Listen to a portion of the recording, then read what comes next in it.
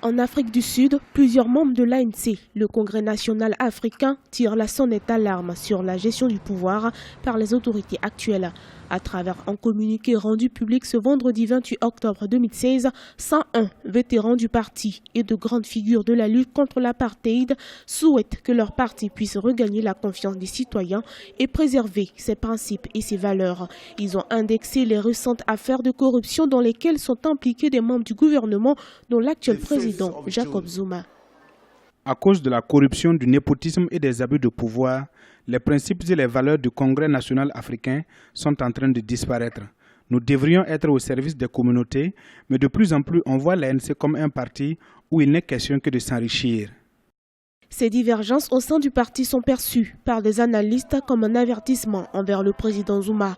Un étau que ce dernier voit se resserrer sur lui. Depuis juin dernier, l'ex-médiatrice Tulima Donzila maintient la ferme volonté de rétablir la justice sur cette histoire de corruption qui le lie à la riche famille indienne Gupta. Un dernier rapport de l'ex-médiatrice a même déjà été relancé devant les tribunaux du pays contre l'actuel chef de l'État, Jacob Zuma. Les anciens ont considéré qu'il y a des dérives dans la gestion de l'État de la part des dirigeants du parti ANC, des dérives qui sont assez graves en termes de corruption, d'affairisme.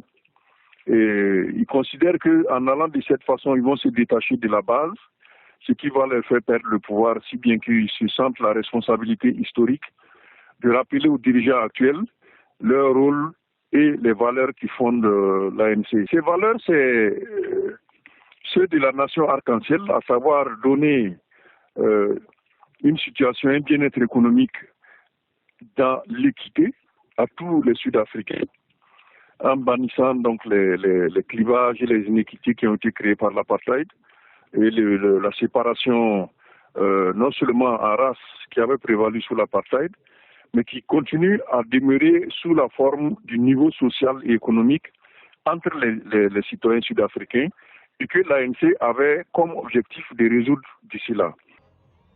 La question des changements de gouvernement est de plus en plus évoquée au sein de l'ANC avant même le congrès du parti prévu pour fin 2017, alors même que le second mandat du président Jacob Zuma prend fin en 2019.